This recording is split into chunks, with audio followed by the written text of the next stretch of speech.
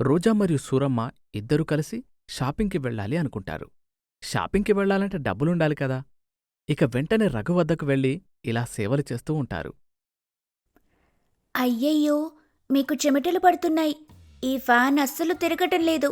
మీరు చక్కగా రూమ్లో కూర్చుని ఏసీ వేసుకొని పని చేసుకోండి. అలా రోజు బలవంతంగా రఘు చేతిని పట్టుకుని అతని రూంలోకి లాక్కుని వెళ్తుంది. రఘు రూంలో కూర్చొని తన వర్క్ తాను చేసుకుంటూ ఉంటాడు. హాయిగా ఇక్కడే కూర్చుని వర్క్ చేసుకోండి. ఏసీ వేశాను, బాగా గాలి కూడా వస్తుంది. ఒరేయ్, ఎప్పుడు నీళ్లు తాగావో ఏమో. ఇదిగో కాస్త ఈ నీళ్లు తాగు. తెలుసా, డాక్టర్లు ఎప్పుడు హైబ్రిడ్గా ఉండమని చెబుతూ ఉంటారు. అయ్యో అత్తయ్య, అది హైబ్రిడ్ కాదు, హైడ్రేట్. ఏదో ఒకట్లే, నేనేమైనా చదువుకున్నానా? అలా రోజా మరియు సూరమ్మ మాట్లాడుకుంటూ గదిలో నుండి బయటకు వచ్చేస్తారు. రఘుకి ఏమర్థం కాదు. అలా కొంతసేపటికి రోజా మళ్ళీ గదిలోకొస్తుంది. ఎంత కష్టపడి పని చేసుకుంటూ ఉన్నారో. ఇదిగోండి, మీకోసమే వేడివేడిగా పకోడీలు వేసి తీసుకొచ్చాను.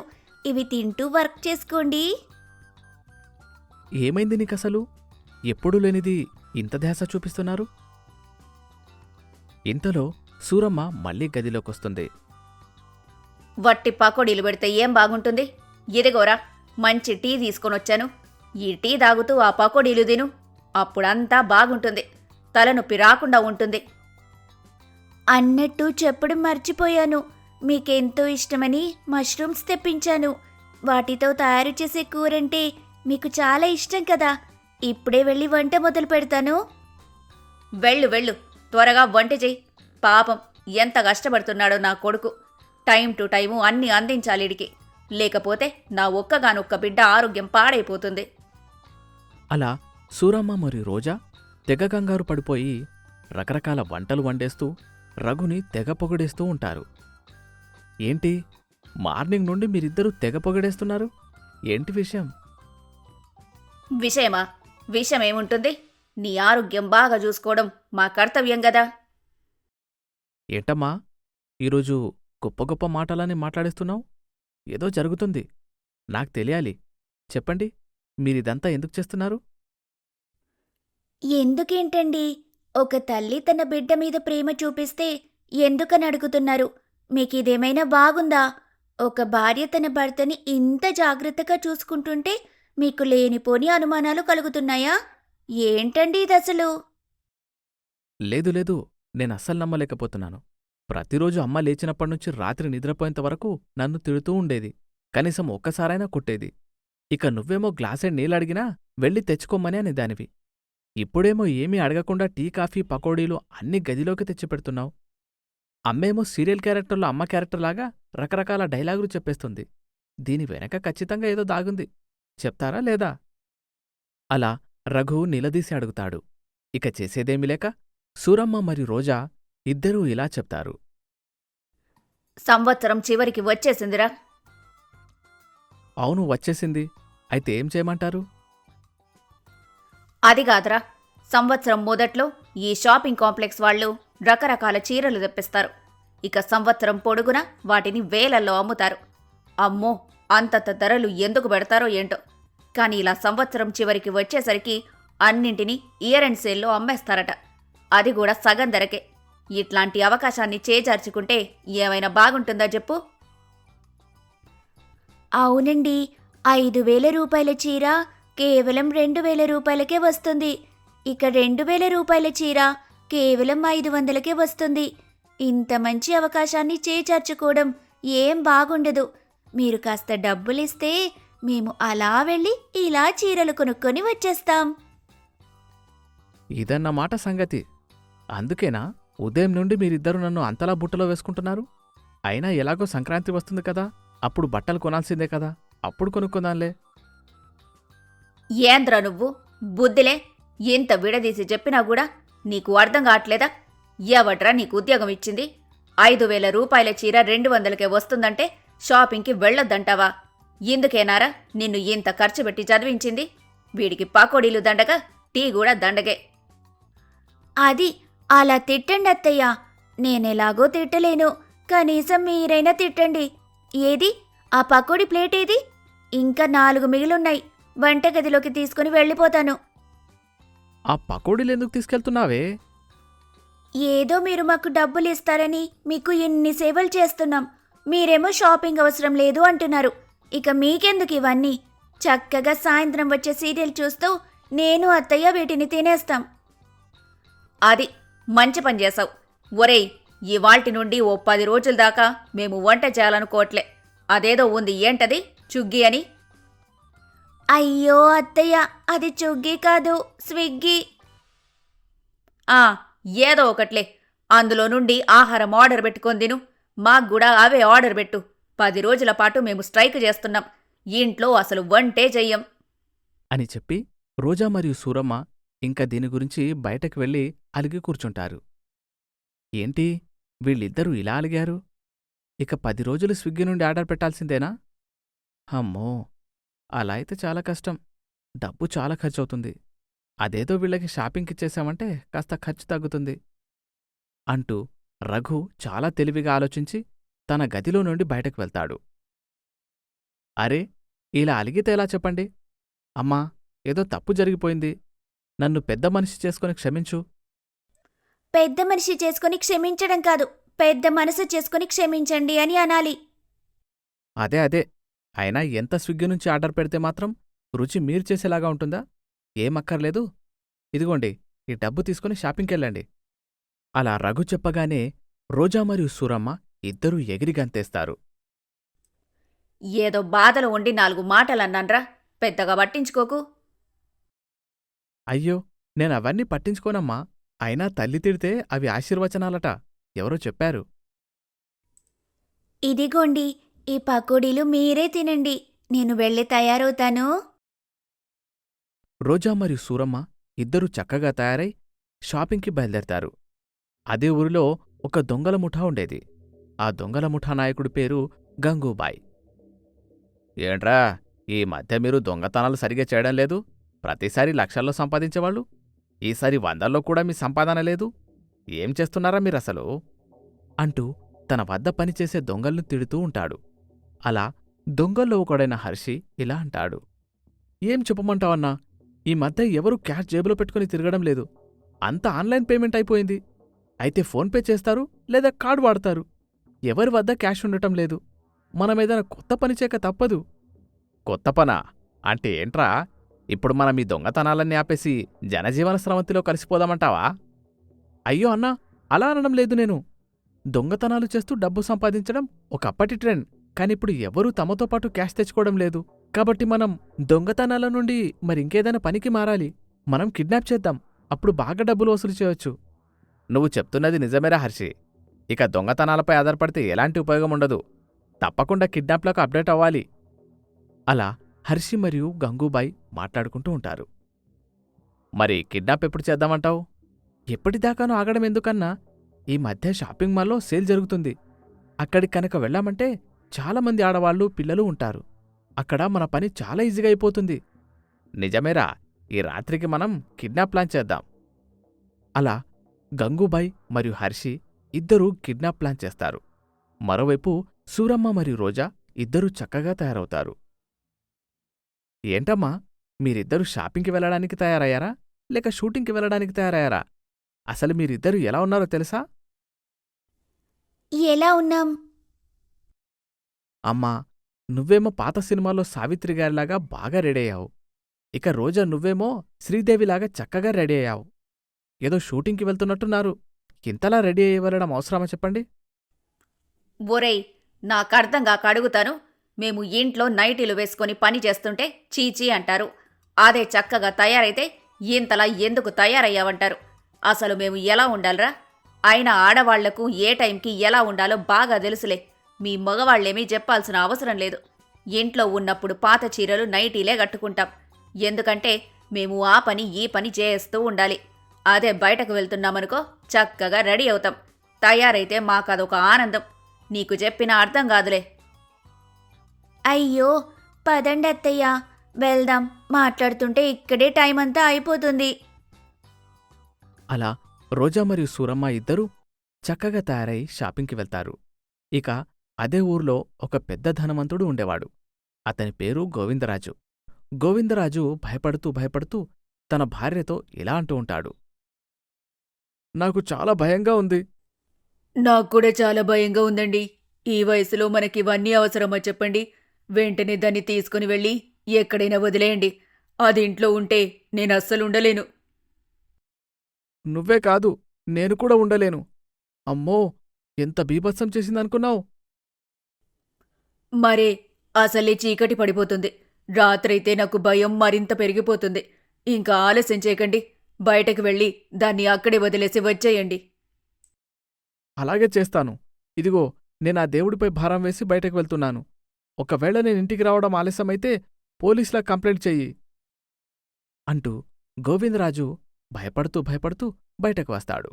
ఇంటి బయట ఒక అందమైన పింక్ కలర్ కారు నిలబడి ఉంటుంది. ఆ కారు ఎంతో అందంగా ఉంటుంది. అమ్మో, బయటకు రావాలంటేనే నాకు భయంగా ఉంది. ఏమండి, జాగ్రత్తగా వెళ్ళిరండి. అలాగే, నువ్వు లోపలికెళ్ళి తలుపులు వేసుకో. ఎవరు వచ్చి తలుపులు తట్టినా అస్సలు తెరవకు అంటూ గోవిందరాజు కారెక్కుతాడు. అలా అతను కార్ డ్రైవ్ చేస్తూ సిటీలోకి వెళ్తాడు. అబ్బా, చీరల షాపు కళకళ్ళాడిపోతుందత్తయ్యా. అవును, సేల్ అనేసరికి ఊర్లో ఉన్న ఆడాళ్లందరూ ఇక్కడే ఉన్నట్టున్నారు. ఇదిగో పిల్ల, మనం ఎంతకైనా మంచిది కాస్త జాగ్రత్తగా ఉండాలి. ఈ మధ్య తొక్కిసలాటలు ఎక్కువైపోతున్నాయి. ఇదిగో, నువ్వు నా చేయి పట్టుకో అంటూ సూరమ్మ రోజా చెయ్యి పట్టుకొని లోపలికి తీసుకుని వెళ్తుంది. ఇక అదే షాపింగ్ మాల్ వద్ద గంగూభాయ్ మరియు హార్షి తిరుగుతూ ఉంటారు. నమస్కారం మేడం గారు, మీరు మళ్ళీ వచ్చారా? మళ్ళీ వచ్చారా అంటే ఏంటర్థం? రాకూడదనా? అయ్యో, అలా అనలేదమ్మా. చెప్పండి, ఈసారి నన్ను ఏ విధంగా హింసించబోతున్నారు? ఏంటి మీరు మాట్లాడేది? మీ మాటలేవి అస్సలు బాగోలేదు. అయ్యో, ఏమైందమ్మా? ఈసారి ఎలాంటి చీరలు కొనబోతున్నారు అని అడిగాను. మీకెలా వినబడింది? వీడేదో కిరికిరి చేస్తున్నాడు. అప్పుడు బిగ్ బాస్ ఇంట్లో ఇరుక్కుపోయే ముందు వీడి షాప్కొచ్చాం గుర్తుందా? వచ్చాం కాని ఏది కొనలేదు. అందుకే మనపై కోపం పెట్టుకున్నట్టున్నాడు వీడు. అవునత్తయ్యా, ఈసారి మనం ఏదైనా కొని తీరాల్సిందే. ఇదిగో, నాకు మదురై పట్టు చీరలు చూపించు. ఏంటి, మదురై పట్టా? ఇలాంటి పట్టు పేరు నేనెప్పుడు వినలేదు. అది మదురై పట్టు కాదు, కంచిపట్టు. కంచి పట్టయితేంటి, మదురై పట్టయితేంటి, 2 ఊర్లలో ఉండేది అమ్మవారేగా. సరే, నాకు కంచి పట్టు చీరలు చూపించు. అలాగే ఆ చీరపై రాకాసిపల్లి బొమ్మలుండాలి. ఏంటమ్మా మీరంటున్నది? మా షాప్కి వచ్చేవాళ్ళు నెమలి బొమ్మలు, ఏనుగు బొమ్మలు, పక్షుల బొమ్మలుండాలని కోరుకుంటారు. మీరేమో ఒకేసారి రాకాసి బల్లులంటున్నారు ఏంటి? ఆ, నాకదే కావాలి మరి. అలాంటివి నా వద్ద లేవమ్మా. నాకర్థమైంది. నేనన్న మాటలు మనసులో పెట్టుకుని మీరు నాతో ఇలా ఆటలాడుతున్నారు. అది ఇప్పటికైనా అర్థమైందా నాతో ఆటలాడితే ఎలా ఉంటుందో? ఈ మధ్య నాకు బాగా ఫ్యాన్స్ పెరిగారు. ఏమనుకుంటున్నావు? మంచి మంచి చీరలు చూపించు ముందు. అలా సూరమ్మ మరియు రోజా చీరలు చూస్తూ ఉంటారు. మరోవైపు గంగూభాయ్ మరియు మహర్షి ఎవర్ని కిడ్నాప్ చేయాలో తెలియక సతమతమవుతూ ఉంటారు. అలా వారు షాపింగ్ మాల్ బయటకు వస్తారు. షాపింగ్ మాల్ బయటకొచ్చాక చిన్న పాప కూర్చొనుంటుంది. ఆ పాపని చూసిన వాళ్ళిద్దరూ ఇలా మాట్లాడుకుంటూ ఉంటారు. ఒరేయ్, అక్కడ చూడు, అక్కడొక పాప కూర్చొని ఉంది. తన చుట్టూ ఎవ్వరూ లేరు. అంటే తను ఒంటరిగా ఉంది. ఇదే సరైన సమయం. మనం ఆ పాపని తీసుకుని ఇక్కడి నుండి వెళ్ళిపోదాం. అవునన్నా, ఆ పాప చుట్టూ తన వాళ్ళెవరూ లేనట్టున్నారు. కాకపోతే మన చుట్టూ జనం ఎక్కువ ఉన్నారు. ఈ జనం రద్దీ కాస్త తగ్గనివ్వు. అప్పటిదాకా మనం ఆ పాపపై ఓ కన్నేసి ఉంచాలి. మరోవైపు గోవిందరాజు కార్ని ఎవరూ లేని ఒక ప్రదేశంలో ఆపుతాడు.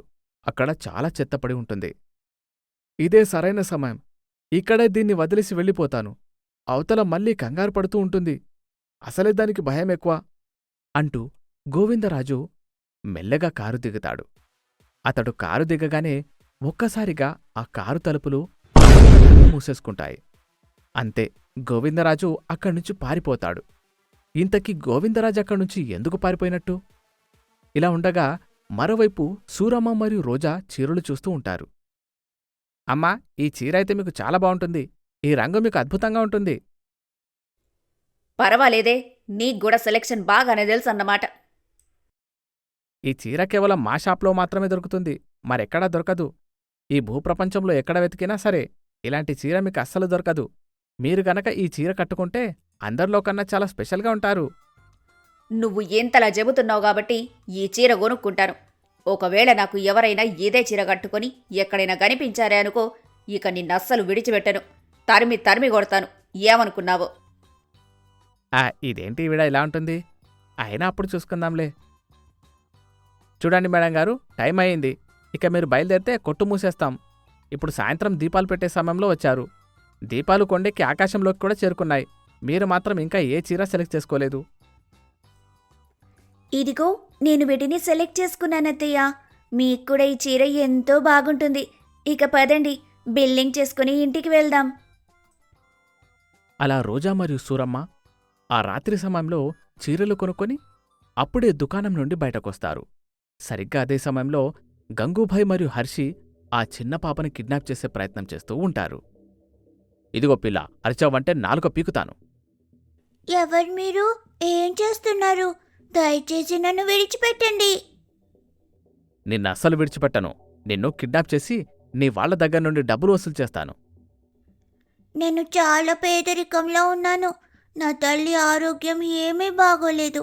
తన ఆరోగ్యం కోసమే ఇలా రోడ్డుపై ఏదో ఒక పని చేసుకుంటూ బ్రతుకుతున్నాను. నన్ను కిడ్నాప్ చేస్తే మీకేం రాదు. ఈ పిల్ల చెప్పేది నిజమే కదా. ఇలాంటి వాళ్ళని కిడ్నాప్ చేస్తే మనకేం వస్తుంది చెప్పు? చూస్తూ ఉంటే ఈ పిల్ల పేద పిల్లలానే ఉంది. మనం మరొకరిని టార్గెట్ చేసి కిడ్నాప్ చేద్దాం. అయ్యో, అదేంటన్నా అలా అంటున్నావు? కిడ్నాప్ కాకపోతే ఎవరికైనా అమ్మేద్దాం. ఏ రకంగా అయినా మనకు డబ్బు వస్తుంది. గంగూబాయ్ మరియు హర్షి ఇద్దరూ కలిసి ఆ పాపకి మత్తుమందు వాసన చూపిస్తారు. ఇలా ఆ పాపనెత్తుకుపోతూ ఉండగా సరిగ్గా అదే సమయంలో రోజా వాళ్ళని చూస్తుంది. అయ్యో అత్తయ్య, చూసారా? అక్కడొక పాపని ఇద్దరు కిడ్నాప్ చేసి ఎత్తుకొని పారిపోతున్నారు. అవును రోజా, పద వాళ్ళని పట్టుకుందాం.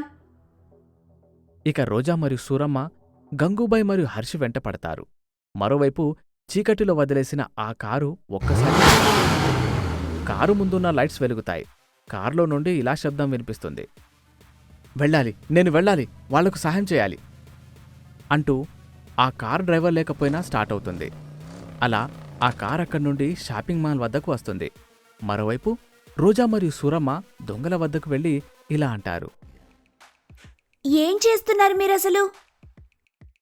దగ్గరికి రావద్దు, దగ్గరకొచ్చే ప్రయత్నం అస్సలు చేయవద్దు. మేం చాలా డేంజర్ మనుషులం. అత్తయ్య, వీణ్ణి బాగా కొట్టండి. అప్పుడు కాని వీడికి బుద్ధి రాదనుకుంటా. రోజా అలా చెప్పడంతో సూరమ్మ తన ఫైటింగ్ స్కిల్స్ బయటపెడుతుంది. ఒరేయ్, ఎంత ధైర్యం రా మీకు? ఈ మధ్య మీలాంటి వాళ్లకి పొగరు బాగా ఎక్కువైపోయింది. డబ్బు కోసం ఏం చేయడానికైనా సిద్ధపడుతున్నారు. ఇలాంటి వాళ్లని ఊరికే వదలకూడదు. మిమ్మల్ని ఇప్పుడే పచ్చడి చేస్తానాగండి. గంగూభాయ్ మీదికి దూకుతుంది. ఇదిగో రోజా, బొమ్మల నిలబడి చూడకపోతే కాస్త అసిస్టెంట్ గాన్ని కొట్టొచ్చు కదా. వాణ్ణి గట్టిగా 4 పీకు. అలాగే అత్తయ్య, ఇప్పుడే పీకుతాను. జై సూరమ్మ. గంగూభాయ్కి చాలా కోపం వస్తుంది. పోనీలే, ఆడవాళ్ళని ఊరుకుంటే మీరు చాలా ఎక్కువ చేస్తున్నారు. మిమ్మల్ని ఏం చేస్తానో చూడండి అంటూ గంగూభాయ్ కూడా వీళ్లతో ఫైటింగ్ చేస్తాడు. ఇంతలో వారికి పోలీస్ సైరన్ వినిపిస్తుంది. అమ్మో, పోలీస్ సైరన్ వినిపిస్తుంది. పదరా పారిపోదాం. అవునన్నా, దగ్గరలో పోలీసులున్నట్టున్నారు, పద వెళ్ళిపోదాం అంటూ హర్ష మరియు గంగూబాయ్ ఇద్దరూ అక్కడ్నుంచి పారిపోతారు. రోజా మరియు సూరమ్మ చుట్టూ చూసుకుంటారు. అరే, పోలీస్ వ్యాన్ సైరన్ వచ్చింది, కానీ పోలీసులెక్కడ కనిపించడం లేదు. దూరంగా అక్కడేదో కార్ ఆగింది. ఆ కార్లో ఎవరున్నట్టు? మనకెందుకే? ఇదిగో పిల్ల, నువ్వు ఎక్కడుంటావు? ఇక్కడికి దగ్గరలోనే ఉంటాను. మా అమ్మకి ఆరోగ్యం బాగోలేదు. అందుకే ఈ పెన్ను నమ్మడానికి ఇలా బయటకు వచ్చాను. పాపా, నిన్ను చూస్తుంటే చాలా బాధగా ఉంది. ఇదిగో, ఇలా ఒంటరిగా ఎప్పుడూ బయటకు రాకూడదు. ఒకవేళ వచ్చినా టైంకి ఇంటికి వెళ్ళిపోవాలి. ఇదిగో, ఈ డబ్బులు తీసుకో. మీ అమ్మకి వైద్యం చేయించు. రోజా ఆ పాపకి కొంత డబ్బిస్తుంది. ఇక పాప అక్కడ్నుంచి వెళ్ళిపోతుంది. రోజా మరియు సూరమ్మ ఇద్దరు కూడా ఇంటికి వెళ్ళిపోతారు. కార్ లైట్స్ వెలుగుతూనే ఉంటాయి. ఆ లైట్స్ కాస్త రెడ్గా మారిపోతాయి. బహుశా కారుకి కోపం వచ్చినట్టుంది. ఆ కారు అలా వేగంగా రోడ్డుపై వెళ్తూ ఉంటుంది. అలా ఆ కారు ఒక్కసారిగా ఇద్దరు వ్యక్తుల్ని గుద్దేస్తుంది. ఆ వ్యక్తులు ఎవరో కాదు, గంగూబాయ్ మరియు హర్షి. ఇద్దరికీ బాగా దెబ్బలు తగులుతాయి. అలా రోజా, సూరమ్మ ఇద్దరూ ఆ రాత్రి నడుచుకుంటూ ఇంటికి వస్తారు. ఇద్దరి బట్టలు బాగా నలిగిపోయి ఉంటాయి. వచ్చారా? ఎప్పుడో సాయంత్రం చీకటి పడకముందు బయటకు వెళ్లారు. చీకటి పడ్డాక ఇంటికి వస్తూ ఉన్నారు. అసలింత ఆలస్యం ఎందుకయింది? అదా అసలేమైందంటే దారిలో దారిలో నా స్నేహితురాలు కనిపించిందిలేరా, అందుకే ఆలస్యం అయ్యింది. ఎంత దూరం నుండి నడిచొచ్చామో తెలుసా? నువ్వేమో ఇలా గుమ్మంలో నిలబెట్టి మాట్లాడుతున్నావు. వెళ్ళు, వెళ్ళి మా కోసం చల్లగా జ్యూస్ తీసుకొనిరా. అలా సూరమ్మ చెప్పడంతో రఘు వంటగదిలోకి వెళ్తాడు. ఏంటత్తయ్యా అలా ఆపేశారు? ఎందుకు చెప్పనివ్వలేదు? దారిలో ఒక పెద్ద గొడవ జరిగింది కదా, మీరొక దొంగని కొట్టారు కూడాను. ఇదంతా ఆయనకు చెప్పొద్దా? వద్దే తల్లి, మళ్ళీ వీడు కంగారు పడతాడు. ఇక ఇదే సాకుతో మనల్ని ఇంకెప్పుడు బయటికి పంపించడు. చీరలు కొనుక్కోవడానికి డబ్బులు కూడా ఇవ్వడు. అందుకే వాడి ముందు వీటి గురించి అసలు మాట్లాడకు. ఇంతలో రఘు జ్యూస్ తయారు చేసుకుని తీసుకునొస్తాడు. సూరమ్మ మరియు రోజా ఇద్దరూ జ్యూస్ తాగుతారు. అలా ఆ రాత్రి సూరమ్మ మరియు రోజా కబుర్లు చెప్పుకుంటూ హాల్లో ఉన్న సోఫాలపై అలానే నిద్రపోతారు. మరుసటి రోజు ఇద్దరూ నిద్రలేస్తారు. అత్తయ్యా లేవండి అత్తయ్యా, మీకొక ముఖ్యమైన విషయం చెప్పాలి. ఏంటే, ఇదేవైనా బాగుందా? ఎందుకిలా నన్ను నిద్ర లేపుతున్నావు? నువ్వు నిద్రపోతున్నప్పుడు నేనెప్పుడైనా నిన్ను లేపానా చెప్పు? అయ్యో అది కాదత్తయ్యా, మనం రాత్రి కొనుక్కున్న చీరలు కనిపించటం లేదు. ఏంటి, కనిపించడం లేదా? కనిపించకపోవడం ఏంటే? అత్తయ్య బాగా గుర్తు తెచ్చుకోండి, రాత్రి జరిగిన ఫైట్లో మనం ఒక చీర బ్యాగ్ని ఎక్కడ పడేశామో తెలీదు. కేవలం ఒక్క చీర మాత్రమే ఇంటికి తెచ్చుకున్నాం. అయ్యో అవునా? అంతా నా కర్మ. పోన్లే, ఆ ఫైట్ కారణంగా ఆ పాపైనా కాపాడబడింది కదా, నాకంతే జాల్లే. ఇదిగో పిల్ల, ఎలాగో త్వరలో నీ పుట్టినరోజు రాబోతుంది కాబట్టి ఈ చీరని నువ్వే పెట్టుకో. నేను కావాలంటే వచ్చే నెల కొనుక్కుంటాన్లే. సరే పదండి అత్తయ్య, అలా మనం కాసేపు మన తోటలో కూర్చుందాం. అలా రోజా మరియు సూరమ్మ ఇద్దరూ వెళ్లి తమ ఇంటి ముందున్న పెరట్లో కూర్చుంటారు. సరిగ్గా అప్పుడే సూరమ్మ దూరపు బంధువైన కళ్యాణి అటువైపుగా కారులో వెళ్తూ ఉంటుంది. కళ్యాణి కారు సరిగ్గా సూరమ్మ ఇంటి ముందు వచ్చి ఆగుతుంది. కళ్యాణి కారులో కూర్చొని సూరమ్మని తన వద్దకు పిలుస్తుంది. ఏంటి సూరమ్మ, ఎలా ఉన్నావు? బాగానే ఉన్నాను గాని ఏంటి చెప్పా పెట్టకుండా ఇలా వచ్చావు? బంగారం కొనుక్కుందామని బంగారం కొట్టుకు వెళ్తున్నాను. దారిలో నువ్వు కనిపించావు. నిన్ను చూసి కూడా మాట్లాడకపోతే ఏం బాగుంటుంది చెప్పు? అందుకే నీ ఇంటి ముందు ఆగాను. అవునా? నన్ను చూసావు కదా, ఇంకెందుకు ఆలస్యం? వెంటనే గుండాయన కొట్టుకు వెళ్ళి బంగారం కొనుక్కో. వెళ్తాను కానీ ఏంటి నువ్వు ఇలాంటి పాత చీరలు కట్టుకున్నావు? నీ కోడలు కూడా పాత చీరలే కట్టుకుంది. మీరు పెద్దగా బంగారం కూడా పెట్టుకోలేదు. ఇంతకీ మీరు కారు కొన్నారా లేదా? అప్పుడెప్పుడో ఒక పాత స్కూటర్ ఉండేది మీ ఇంటి ముందు. ఇప్పుడు కూడా మీరు ఆ స్కూటరే వాడుతున్నారా? అయ్యో, వంటింట్లో పాలు పెట్టి మర్చిపోయాను. నేనిప్పుడే లోపలికి వెళ్ళాలి. ఇదిగో కళ్యాణి, నీకు ఆలస్యమవుతుంది. వెళ్ళు, వెళ్ళి బంగారం కొనుక్కోపో. సూరమ్మ తన కోడలిని తీసుకొని ఇంటి లోపలికి వచ్చేస్తుంది. సూరమ్మ కోపంతో రగిలిపోతూ ఉంటుంది. సూరమ్మ నుండి పొగలు వచ్చేస్తూ ఉంటాయి. ఇక సరిగ్గా అప్పుడే రఘు నిద్రలేచి బయటకొస్తాడు. ఏంటమ్మా, ఎందుకలా పాములా బుస కొడుతున్నావు? ఇంతలా మండిపోవడానికి కారణమేంటి? ఇదిగో రఘు, నాకు కారు కావాలి. నువ్వేం చేస్తావో నాకు తెలీదు. నేను కారులో ఊరంతా తిరగాలి. ఓస్, అంతేనా? ఇప్పుడే ఒక క్యాబ్ బుక్ చేస్తాను. నీకు నచ్చిన చోటుకి వెళ్ళి హాయిగా తిరిగిరా. అలాగాదురా, నువ్వెంటనే ఒక కారు కొనిపెట్టు నాకు. సరే అమ్మా, వెంటనే కొనిపెడతాను. అరే ఈయనేంటి, చీర కొనిపెట్టమంటేనే 4 సార్లు ఆలోచిస్తాడు. అలాంటిది కారు కొనిపెట్టమంటే వెంటనే సరే అంటున్నాడు. ఏదో డౌట్ కొడుతుంది నాకు. నీకు ఎలాంటి కార్ కావాలో చెప్పమ్మా. రిమోట్ కార్ కావాలా, చెక్క కార్ కావాలా? ఒరేయ్ వెటకారాలా, నాకు నిజమైన కారు కావాలి. నేనెక్కడికన్నా వెళ్ళాలన్నా అందులోనే వెళ్ళాలి. ఉదయం పాలు కొనుక్కోవడానికి వెళ్ళినా సరే నేను కార్లోనే వెళ్ళాలి. సాయంత్రం వాకింగ్ చేయడానికి పార్కుకి వెళ్ళాలన్నా సరే కార్లోనే వెళ్ళాలి. వంట చేస్తున్నప్పుడు మధ్యలో ఏ కొత్తిమీర కరివేపాకు అవసరం పడినా నేను కార్లోనే వెళ్ళి తెచ్చుకోవాలి. ఇప్పటికిప్పుడు కారంటే ఎలా అమ్మా? అదంతా నాకు తెలియదురా. నాకు ఎలానైనా కారు కావాల్సిందే. అలా సూరమ్మ మొండికేస్తోంది. రఘు ఆలోచనలో పడతాడు. మరోవైపు షాపింగ్ మాల్ వద్ద పింక్ కలర్ కార్ ఆగి ఉంటుంది. ఆ కారు గురించి తెలుసుకోవాలి అంటే ఫస్ట్ పార్ట్ పూర్తిగా చూడాలి. నా కుటుంబం ఎన్ని కష్టాల్లో ఉందో ఏమో. నేను వారికి సాయం చేయాలి, వారిని ఆదుకోవాలి. నా కూతురు ఎన్ని కష్టాలు పడుతుందో. ఎందుకు ఆ దేవుడు నాకీ శిక్షణ వేశాడో తెలియడం లేదు. దేవుడా, ఇప్పటికీ నీపై నాకు నమ్మకం ఉంది. దయచేసి నా కుటుంబాన్ని కాపాడు, నాకాస్త శక్తిని ప్రసాదించు. అరే, ఈ కార్నిక్కడ తీసుకొచ్చి పెట్టిందెవరు? ఏమోనండి, ఉదయం నుండి ఈ కారు ఇక్కడే ఉంది. ఈ కారులో ఎవరూ లేరు. ఎవరికైనా చెప్దామంటే ఈ కారు వద్దకెవరు రావడం లేదు. ఇంతకీ కారెవరిది? ఈ కారు గనక ఇక్కడే ఉంటే మన షాప్ బోర్డు ఎవరికి కనిపించదు. వెంటనే దీన్నిక్కడి నుంచి తీసేయాలి. ఇలా తీస్తారయ్యా? దీన్నిక్కడి నుంచి ఎలా తీయించాలో నాకు బాగా తెలుసు. అలా షాప్ కీపర్ తన స్నేహితుడికి కాల్ చేస్తాడు. అలా ఆ షాపు యజమాని కాల్ చేయడంతో అతని స్నేహితుడు అక్కడికి వస్తాడు. ఆ స్నేహితుని పేరు మహేష్. ఏంట్రా ఇలా పిలిచావు? అవతల నాకు చాలా పనులున్నాయి. తెలుసులేరా, ఇదిగో ఉదయం నుండి ఈ కారు మా షాప్ ముందే ఉంది. ఈ కారు ఇక్కడికి ఎలా వచ్చిందో తెలియడం లేదు. ఎవరు తీసుకుని వచ్చారో కూడా తెలియడం లేదు. ఎలాగో నీకొక మెకానిక్ షాప్ ఉంది కదా, ఈ కార్ని నువ్వు తీసుకుని వెళ్ళు. నీకిందులో ఏదైనా పార్ట్ ఉపయోగపడుతుందేమో వాడుకో. చాలా థ్యాంక్స్ రా బాబు. ఈ కార్ పార్ట్స్ నాకు బాగా ఉపయోగపడతాయి అంటూ మహేష్ ఆ కారుని తన షెడ్డుకి తీసుకుని వెళ్తాడు. మరోవైపు సూరమ్మ పోరు పెట్టడంతో రఘు తన స్నేహితుడి వద్దకు వెళ్లి తన బాధ మొత్తం చెప్పుకుంటాడు. ఏం చేయాలో తెలియడం లేదు. మా అమ్మ చిన్నపిల్లలా ఏడుస్తూ ఉంది. తనకు కారు కావాలట. అవునా? సరే అయితే వెంటనే ఏదైనా ఒక కారు కొని. నా పరిస్థితి తెలిసి కూడా నువ్విలా మాట్లాడుతున్నావా? అయినా నేను కారు ఎలా కొనగలనురా? ఇప్పటికే ఇంటి ఈఎంఐ కడుతున్నాను. ఇప్పుడు మళ్ళీ కారు కొని దాని ఈఎంఐ కూడా కట్టాలా? అది కూడా నిజమే. సరే, నువ్వేం కంగారు పడకురా. ఏదైనా సెకండ్ హ్యాండ్ కారు దొరుకుతుందేమో వెతుకుతాను. అలా నవీన్ రఘుతో చెప్తాడు.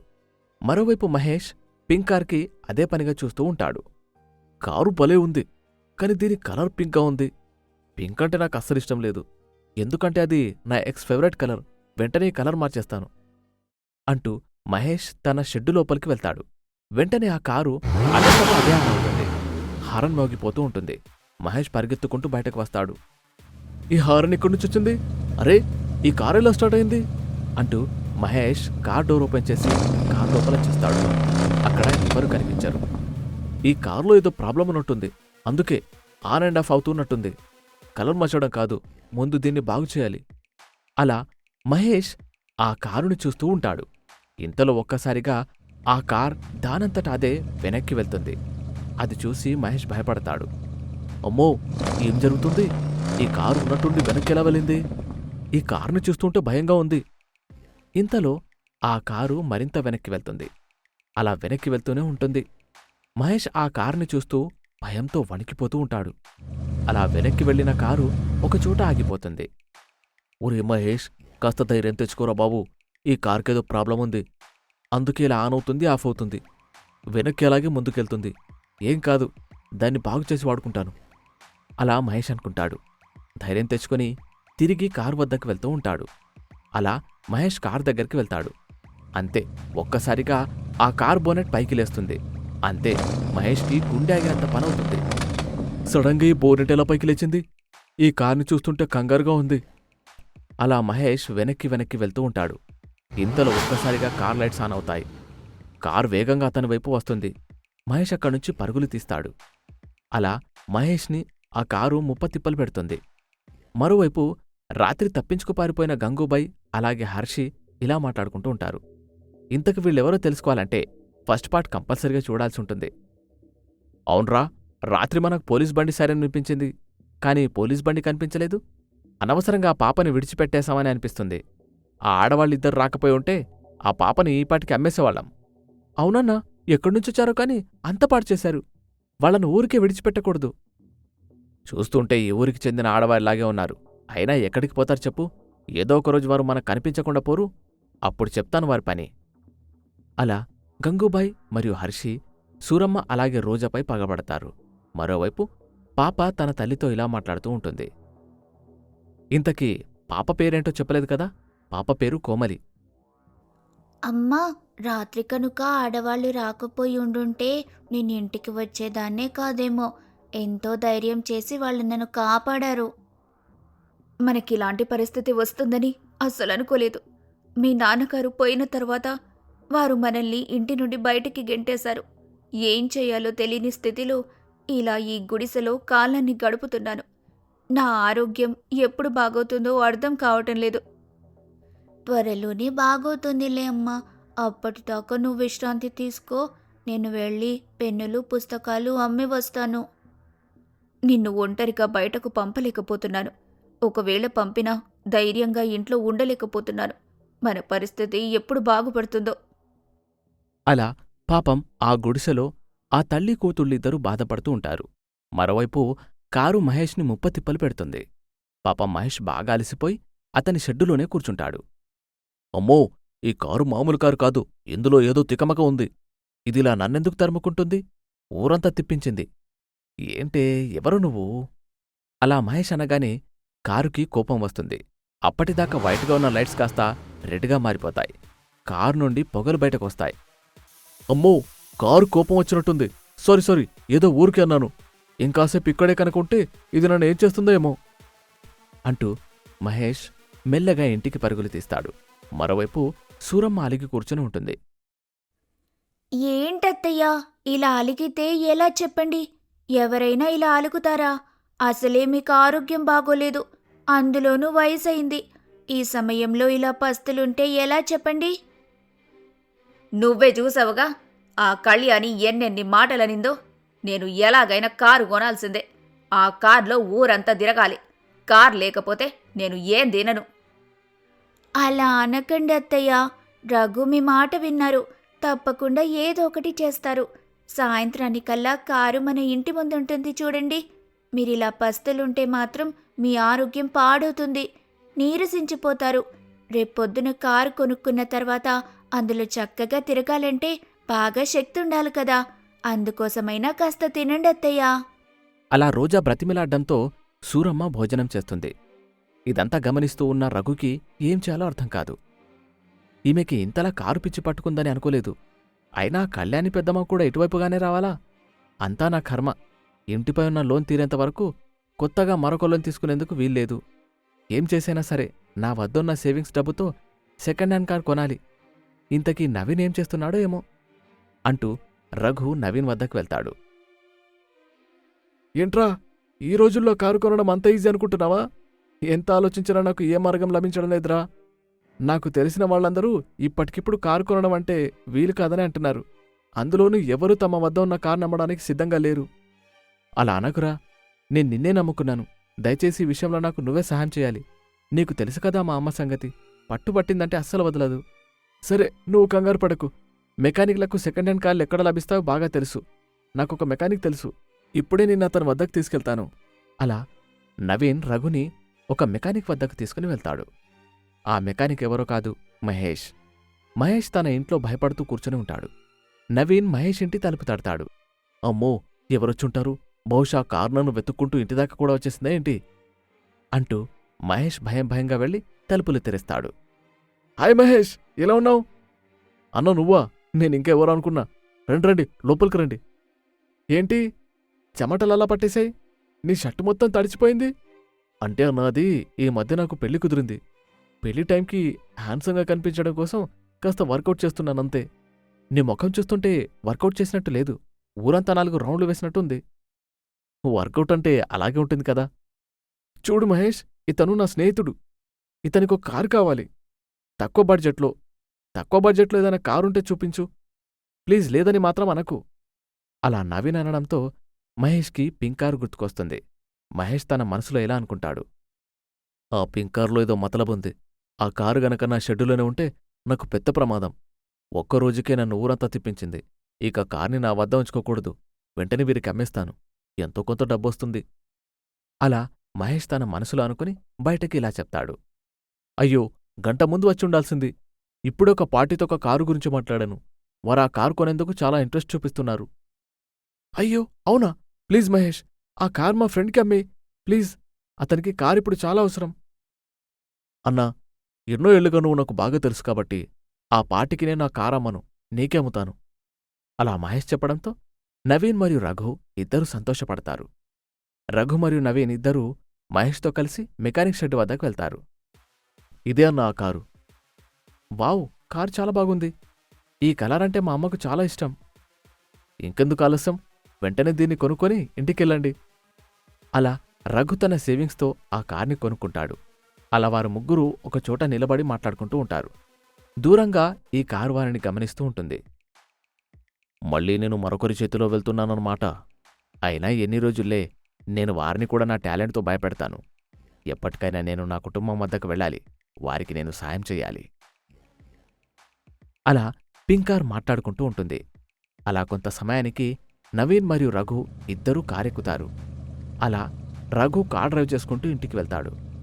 కారు హారన్ విన్న సూరమ్మ మరియు రోజా ఇద్దరూ పరుగులు తీస్తూ బయటకొస్తారు. ఏంట్రా, నేను అస్సలు నమ్మలేకపోతున్నాను. ఉదయం కార్ అడిగానో లేదో, ఇలా సాయంత్రానికి కార్ తీసుకొచ్చేశావు. నేనస్సలు అనుకోలేదురా నువ్వింత త్వరగా నా కోసం కారు కొంటావని.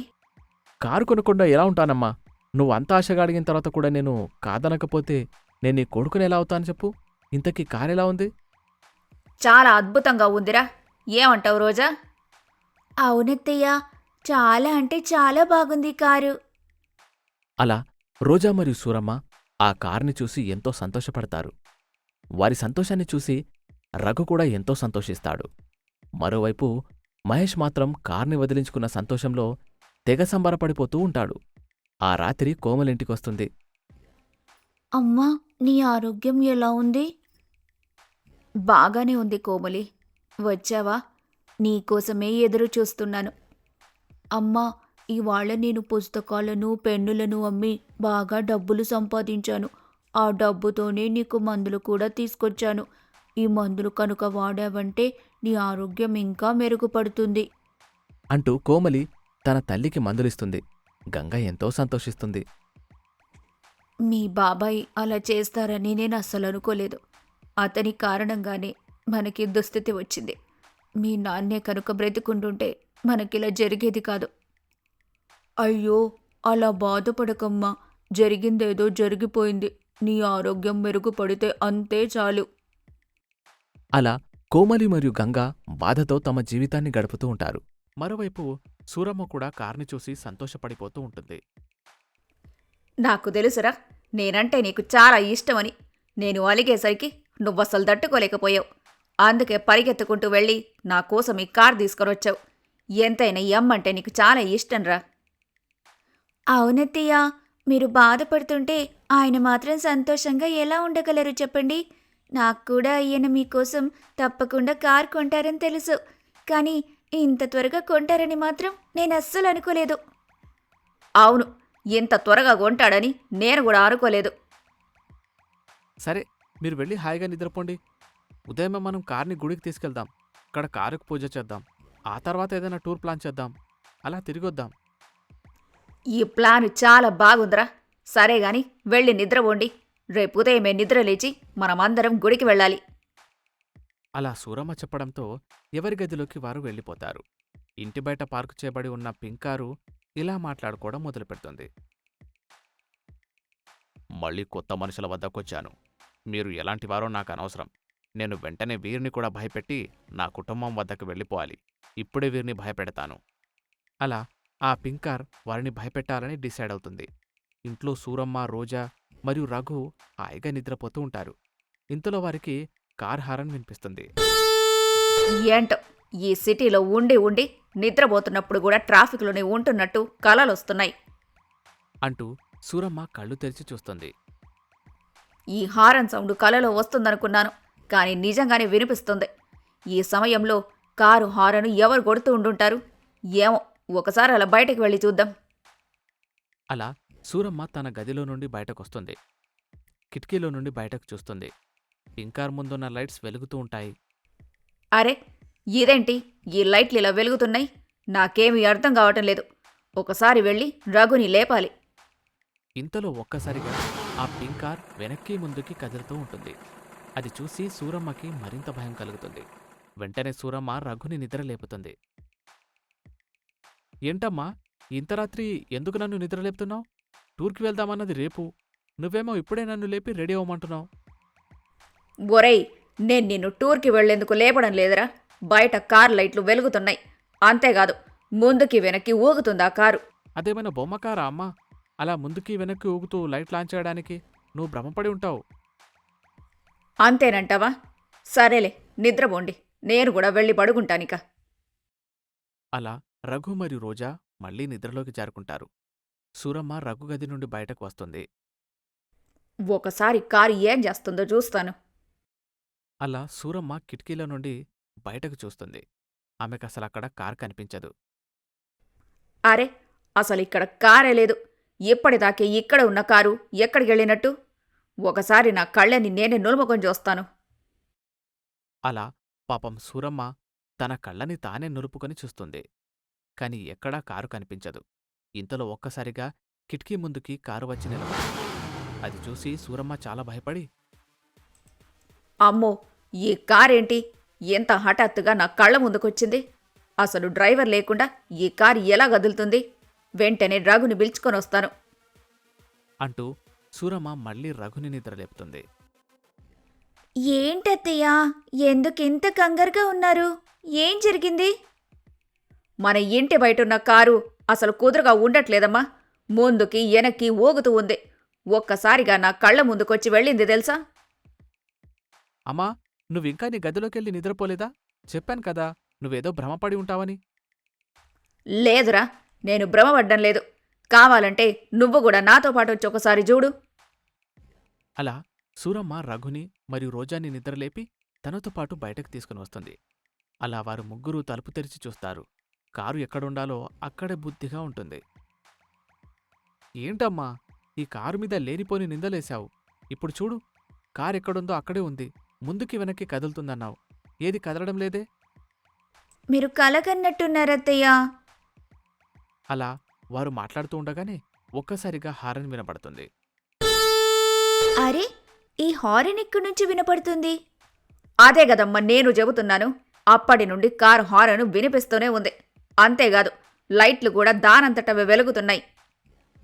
అలా సూరమ్మ అనగానే కారు లైట్లు ఒక్కసారిగా వెలుగుతాయి.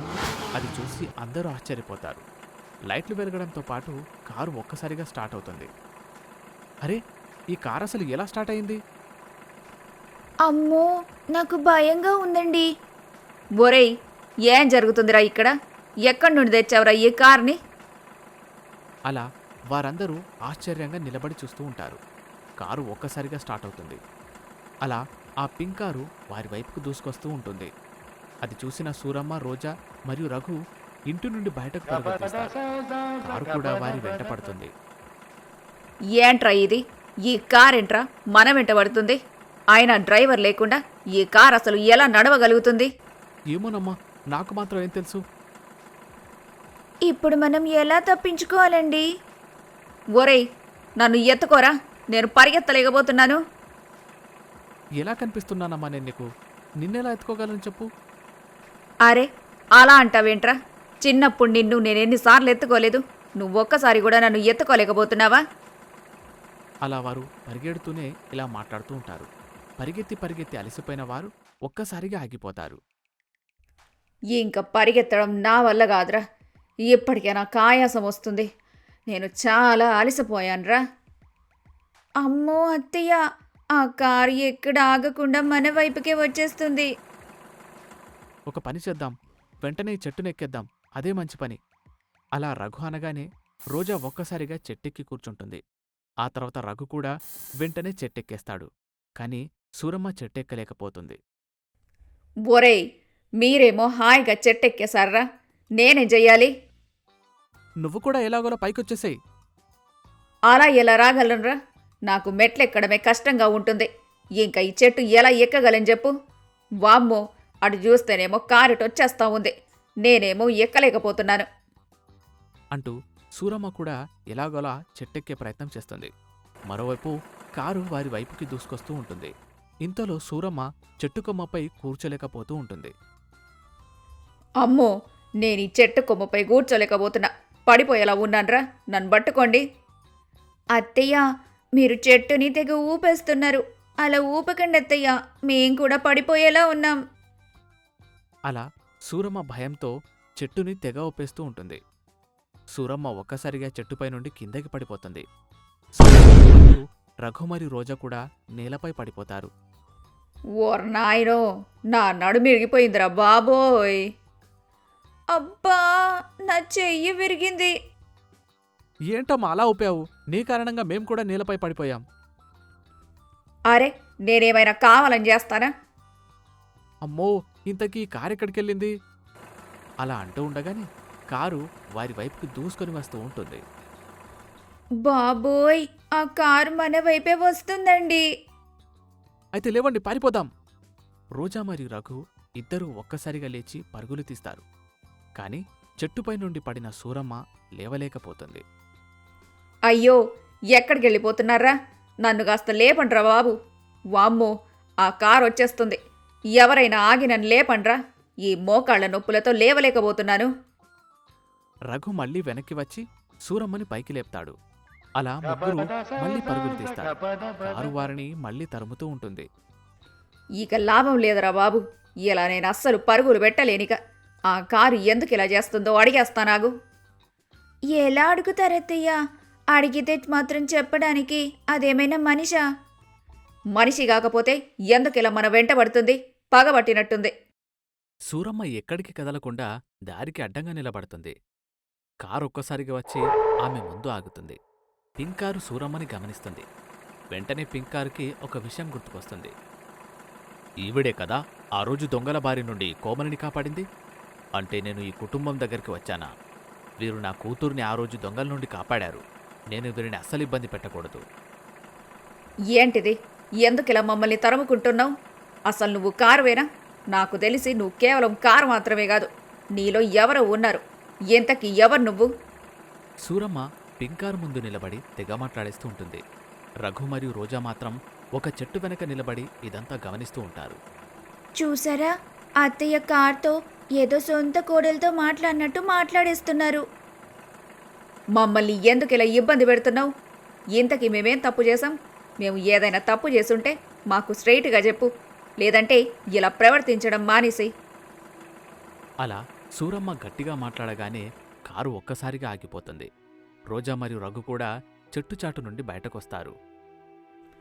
ఏంటత్తయ్య, ఏదో మాయ చేసినట్టు ఒక్కసారిగా ఈ కారు ఆగిపోయింది. అరే, ఈ మహిళ కూడా ఇక్కడే ఉందా? ఈమె కూడా ఆ రోజు నా కూతుర్ని కాపాడింది.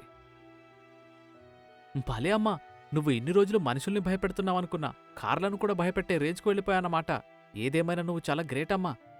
ఇంతలో పింకు కారు నుండి మాటలు వినిపిస్తాయి.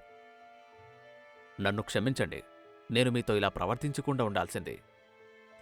అమ్మో, ఈ మాటలు ఎక్కడి నుంచి వినిపిస్తున్నాయి? నేనే మాట్లాడుతున్నాను. అరే, ఈ కార్ మాట్లాడుతుంది. ఒరేయ్, ఈ కార్ని ఎక్కడి నుంచి తీసుకొచ్చావురా? తరుముకు రావడం మాత్రమే కాదు, ఈ కారు మాట్లాడుతుంది కూడా. నువ్వు అది ఎలా మాట్లాడుతున్నావు? అదొక పెద్ద కథ. ఆ కథ మీకు నేను తప్పకుండా చెప్తాను. దయచేసి ముందు మీరు కారెక్కండి. అమ్మో, కారెక్కితే నువ్వు మమ్మల్ని ఏమైనా చేస్తే, మమ్మల్ని తీసుకుని వెళ్ళి ఏదైనా లోయలో పడేస్తే? లేదు, నన్ను నమ్మండి. అలా పింకార్ చెప్పడంతో అందరూ కారెక్కుతారు. భయం భయంగా ఒకరి ముఖాలని ఒకరు చూస్తూ ఉంటారు. భయపడకండి, నేను మిమ్మల్ని ఏమీ చెయ్యను. అది సరే గాని మాటలు ఎక్కడి నుంచి వస్తున్నాయి? ఇంతకి నువ్వెవరు? నీ కాదేంటో చెప్పు మాకు. నేను చనిపోయి సంవత్సరం అవుతుంది. అమ్మో, అయితే నేను మాట్లాడుతుంది దయ్యంతోనా? భయపడకండి, నేను మిమ్మల్ని ఏమీ చెయ్యను. నా పేరు కళ్యాణ్. నేను ఎంతో ఇష్టంతో ఈ కారు కొన్నాను. చివరికి ఇలా కారులోనే నా జీవితం ముగిసిపోతుందని అస్సలు అనుకోలేదు. అయ్యో, ఎందుకలా మాట్లాడుతున్నారు? అసలేం జరిగిందండి? చెప్పానుగా, నా పేరు కళ్యాణ్. నేనొక కోటీశ్వరుణ్ణి. నా భార్య పేరు గంగా. నాకొక కూతురు కూడా ఉంది. తన పేరు కోమలి. ఎన్నో వ్యాపారాలు చేస్తూ హాయిగా జీవితాన్ని గడుపుతూ ఉండేవాణ్ణి. ఒకరోజు నా తమ్ముడు నా ఇంటికొచ్చాడు. ఎన్నో బాధలు పడుతున్నానని నా కాళ్లపై పడి ఏడ్చాడు. వాడలా ఏడుస్తూ ఉంటే అసలు చూడలేకపోయాను. వాణ్ణి కూడా నా వ్యాపారంలో చేర్చుకున్నాను. ఇంతకీ నీ తమ్ముడు పేరేంటి? వాడి పేరు సురేష్. వాణ్ణి నేను ఎంతో జాగ్రత్తగా చూసుకున్నాను. వాడికి పెళ్లి కూడా చేశాను. వాడి కుటుంబాన్ని కూడా బాగా చూసుకునేవాణ్ణి. కాని వాడే నన్ను మోసం చేస్తాడని నేను అస్సలు అనుకోలేదు. మెల్లమెల్లగా నా వ్యాపారాలన్నింటినీ వాడే తన స్వాధీనంలోకి తెచ్చుకున్నాడు. మెల్లగా ఆస్తి మొత్తాన్ని తన పేరుపై రాయించుకున్నాడు. అయ్యయ్యో, ఆ తర్వాత ఏం జరిగింది? నాకు ప్రతి ఆదివారం ఈ కారులో షికారుకి వెళ్ళడం చాలా ఇష్టం. సురేష్ ఒకరోజు ఈ కారు బ్రేకుల్ని తీసేశాడు. అది తెలియని నేను ఈ కారులో షికారుకెళ్ళాను. బ్రేకు పడకపోవడంతో లోయలో పడి మరణించాను. నేను చనిపోవడంతో నా భార్య పిల్లలు అనాథలైపోయారు. సురేష్ నా భార్యని అలాగే నా కూతుర్ని ఇంటి నుండి గెంటేశాడు. ఆ బాధతో నా భార్యకి క్యాన్సర్ వచ్చింది. హాయిగా బడికి వెళ్లి చదువుకోవాల్సిన నా కూతురు పెన్నులు బొక్కులు అమ్ముకుంటూ రోడ్లపై తిరుగుతుంది. వారి పరిస్థితిని బాగుచేయడం కోసమే నేనిలా ఆత్మగా మారి ఈ కారులో తిరుగుతూ ఉన్నాను. ఆ రోజు రాత్రి మీరిద్దరూ నా కూతుర్ని ఆ దొంగల నుండి కాపాడారు. అందుకే మిమ్మల్ని చూడగానే నా బాధ మీతో చెప్పుకోవాలనిపించింది. మీరు నాకు సాయం చేయగలరని నాకు అనిపించింది. మీ కథ మాకు చాలా బాధను కలిగించింది. మేము మీకు సహాయం చేస్తాము. కానీ ఎలా సహాయం చేయాలో ఏం సహాయం చేయాలో మీరే చెప్పాలి. అలా రఘు పింక్ కార్తో అంటాడు. అలా వారు ఇంటికి చేరుకుంటారు. అందరూ ఇంట్లోకి వెళ్తారు. మరోవైపు సురేష్ తాను కొట్టేసిన ఆస్తితో జల్సా చేస్తూ ఉంటాడు. రమ్య, నీకు ఎలాంటి నగలు కావాలో అలాంటివన్నీ కొనుక్కో. ఇకపై మనకు అడ్డు చెప్పడానికి ఎవరు రారు. ఉన్న ఒక అన్నని కూడా నేను పైలోకానికి పంపించేశాను. ఇక ఈ ఆస్తి మొత్తం మనదే. మనకి నచ్చినట్టు మనం బ్రతకొచ్చు. మీరొక ముఖ్యమైన విషయాన్ని మర్చిపోయినట్టున్నారు. మీ వదిన అలాగే కోమలి ఇంకా బ్రతికే ఉన్నారు. చట్ట ప్రకారం ఈ ఆస్తి ఏదో ఒక రోజు కోమలికి దక్కాల్సిందే. ఏదో ఒక రోజు కోమలి వచ్చి మీపై కేసు వేస్తే ఏం చేస్తారు? ప్రస్తుతం కోమలి చిన్నపిల్ల. తనకు వీటి గురించి పెద్దగా తెలియకపోవచ్చు. కానీ ఏదో ఒక రోజు తప్పకుండా తిరిగొస్తుంది. అది కూడా నిజమే. అందుకే నేను ఒక ప్లాన్ చేశాను. కోమలి ఈ లోకంలో లేకుండా చేసేస్తాను. వదినకి ఎలాగో క్యాన్సర్ కాబట్టి నేను చెప్పాల్సిన అవసరం లేదు. ఆవిడే వైద్యం లేక పైలోకాలికి వెళ్ళిపోతుంది. అలా సురేష్ రమ్యతో చెప్తాడు. ఇంతలో సురేష్ ఇంటికి గంగూభాయ్ మరియు హర్షి ఇద్దరు వస్తారు. చెప్పండి సార్, మమ్మల్ని ఎందుకు పిలిపించారు? మాతో ఏం పని? ఇదిగో, ఈ ఫోటోలో కనిపిస్తున్న అమ్మాయిని మీరు మాయం చేయాల్సి ఉంటుంది. మీరు చెప్పినట్టు గనక చేస్తే మీకు 1 కోటి రూపాయలు ఇస్తాను. 1 కోటి రూపాయలా? అయితే తప్పకుండా చేస్తాను. అలాగే సార్, తప్పకుండా చేస్తాము. మీరు 10 లక్షలు అడ్వాన్స్ ఇవ్వాల్సి ఉంటుంది. అప్పుడే మేం పని మొదలు పెట్టగలము. అలా గంగూభాయ్ చెప్పడంతో సురేష్ వారికి 10 లక్షల రూపాయలిస్తాడు. అలా గంగూభాయ్ మరియు హర్షి ఇంటి నుండి బయటకు వస్తారు. ఈ అమ్మాయిని ఎక్కడో చూసినట్టుంది భాయ్. నీక్కూడా అలాగే అనిపిస్తుందా? నాక్కూడా అలాగే అనిపిస్తుంది. ఇంతకీ ఎక్కడ చూశానో మాత్రం గుర్తుకు రావడం లేదు. ఇప్పుడు గుర్తుకొచ్చింది. ఈ అమ్మాయిని మనం కిడ్నాప్ చేయాలని అనుకున్నాం. కానీ ఆ రోజు 2 ఆడవాళ్లు రావడంతో ఆ పనిని చేయలేకపోయాం. చూసావా బాయ్, ఇప్పుడు మళ్ళీ ఆ అమ్మాయిని మనం కిడ్నాప్ చేయాల్సి వస్తుంది. అవునరా, ఈసారి మన టార్గెట్ అస్సలు మిస్ అవ్వకూడదు. గంగూభాయ్ మరియు హర్షి ఇద్దరూ కలిసి కోమలిని కిడ్నాప్ చేయాలని నిర్ణయించుకుంటారు. మరోవైపు రఘు తన కుటుంబంతో ఇలా చెప్తాడు. పాపం కళ్యాణ్, అతని బాధ వింటుంటే నాక్కూడా చాలా బాధ కలిగిందమ్మా. అతనికి మనం సహాయం చేయాలి.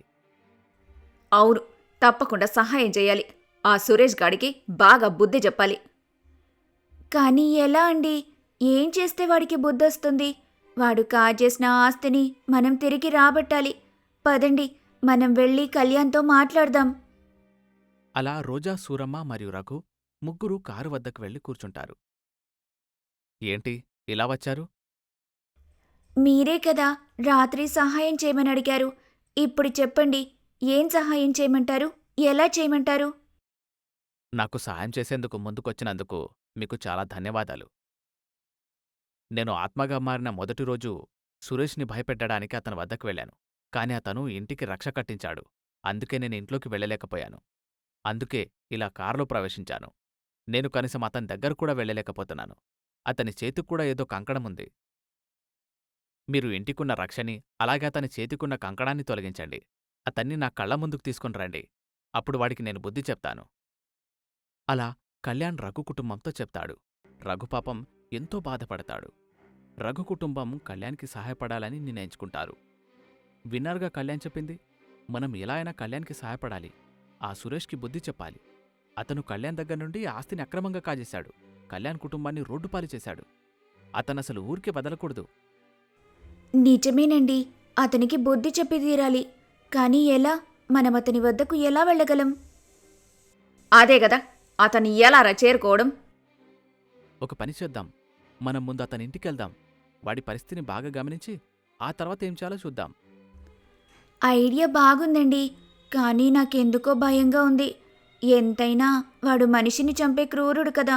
వాడి వద్దకు వెళ్ళాలంటేనే భయమేస్తుంది. ఇంతలో కళ్యాణ్ ఇలా అంటాడు. మీరేమి కంగారు పడకండి. నేనున్నాను.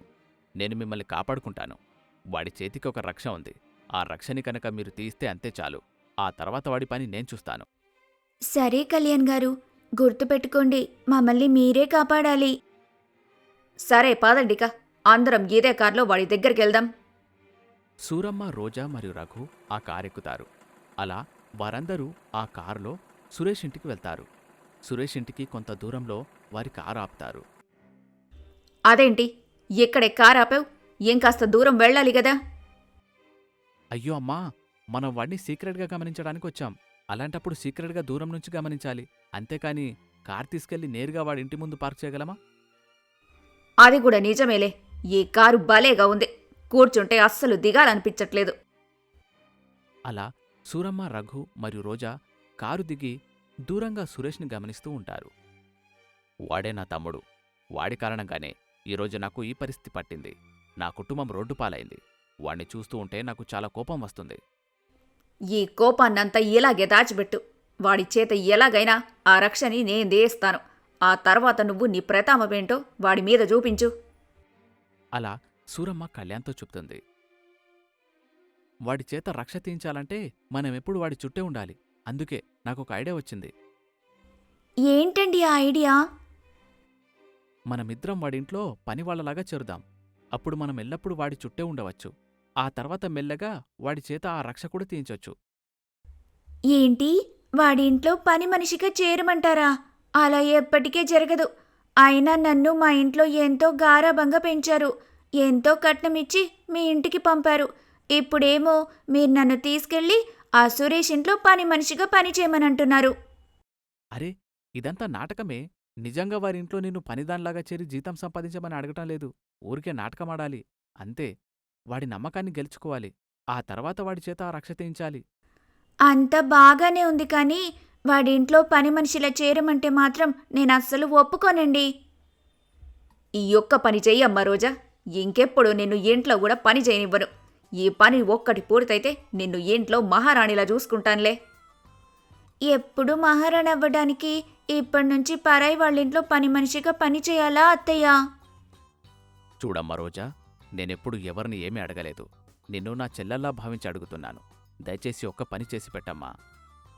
మీరు అడుగుతున్నారు కాబట్టి చేస్తున్నాను. ఇదంతా నేను మీకోసమే చేస్తాను కళ్యాణ్ గారు. నేను పని మనిషిలా పని చేయడానికి ఒప్పుకుంటున్నాను. అలా రోజా మరియు రఘు ఇద్దరూ సురేష్ ఇంట్లో పనివాళ్లలా చేరాలి అని నిర్ణయించుకుంటారు. అనుకున్నట్టుగానే రోజా మరియు రఘు ఇద్దరూ సురేష్ వద్దకు వెళ్తారు. ఎవరు మీరు? ఇక్కడేం చేస్తున్నారు? మీకసలేం కావాలి? అదేంటయ్యా, మీరే కదా మమ్మల్ని పిలిపించారు. ఏంటి, నేను మిమ్మల్ని పిలిపించానా? అసలు మీరెవరో కూడా నాకు తెలీదు. ఇంటికి పనివాళ్లు కావాలని మీరే ఎవరితోనో అన్నారట. ఆ వీధి చివరన ఉన్నవారు మమ్మల్ని ఇక్కడికి పంపించారు. మీకు ఎవరు పనివాళ్ళ అవసరం లేదా? ఇంతలో అక్కడికి సురేష్ భార్య అయిన రమ్య వస్తుంది. ఎందుకు అవసరం లేదు? తప్పకుండా అవసరం. మీ అన్నయ్య గారు చనిపోవడంతో పనివాళ్ళు కూడా ఇంటికి రావడం మానేశారు. ఒక్కదాన్ని అన్ని పనులు చేసుకోలేకపోతున్నారు. వీరిని పనిలో పెట్టేయండి వెంటనే. అమ్మగారు కూడా అడుగుతున్నారు కదయ్యా, మమ్మల్ని కాస్త పనిలో పెట్టుకోండయ్యా. చాలా ఇబ్బందుల్లో ఉన్నాం. మాకు పెద్దగా జీతం కూడా ఇవ్వాల్సిన పని లేదు. 3 పూటలా కాస్త అన్నం పెడితే చాలు. ఇక్కడే అన్ని పనులు చేసుకుంటూ ఉండిపోతామయ్యా. మిమ్మల్ని చూస్తుంటే నాకు కూడా చాలా జాలి కలుగుతుంది. సరే, మీరు పని మొదలు పెట్టండి. ఇంతకు మీరు ఏం పనులు చేస్తారు? నేను ఈ ఇంటి పని, వంట పని అన్నీ చేస్తానయ్యా. నేను ఇంటికి కావలసిన సరుకులు తీసుకొని రావడం, తోటలో పనిచేయడం, అలాగే మీకు పర్సనల్ డ్రైవర్గా కూడా ఉంటానయ్యా. సరైన సమయానికి దొరికారు. వెంటనే పని మొదలు పెట్టండి. అలా సురేష్ చెప్పడంతో రోజా మరియు రఘు ఇద్దరూ ఎంతో సంతోషపడిపోయి ఆ ఇంట్లో పనిచేయడం మొదలు పెడతారు. ఇవాల్టి నుంచి మన పని ఒక్కటే. వాడి చేతికున్న ఆ రక్షని తీయించాలి. ఆ తర్వాత వీడిని తీసుకెళ్లి ఆ కళ్యాణ్కి అప్పగించాలి. అలాగేనండి, ఇవాల్టి నుండి నేను కూడా అదే పనిలో ఉంటాను. అలా రఘు మరియు రోజా ఇద్దరూ సురేష్ చేతికి ఉన్న ఆ కంకణాన్ని తీయించే ప్రయత్నంలో ఉంటారు. మరోవైపు సూరమ్మ కళ్యాణ్తో ఇలా మాట్లాడుతూ ఉంటుంది. ఏంటో నిన్ను చూస్తుంటే నాకు చాలా బాధ కలుగుతుందబ్బాయ్. బాధపడకండమ్మా, జరిగిందేదో జరిగిపోయింది. నా కుటుంబం కోసమే నేనిలా ఈ కారులో ప్రవేశించాను. నా కుటుంబానికి నా ఆస్తి మొత్తాన్ని అప్పగించి నేను కూడా ఈ లోకాన్ని విడిచి వెళ్ళిపోతాను. ఇంతకీ మీ కుటుంబం ఎక్కడుందో తెలుసా మీకు? ఎక్కడుందో తెలీదమ్మా, కాని తప్పకుండా కష్టాలనుభవిస్తూ ఉండి ఉంటారు.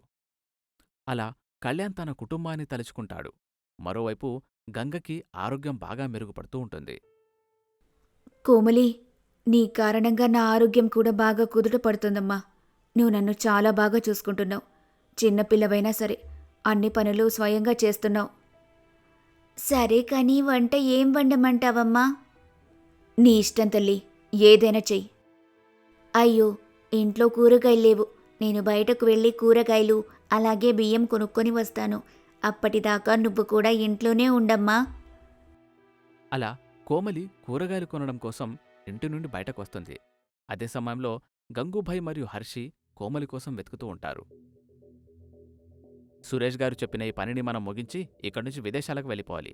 అక్కడే హాయిగా మన జీవితాన్ని గడపాలి. అవునన్నా, ఈ ఎండలో మనం ఉండలేము.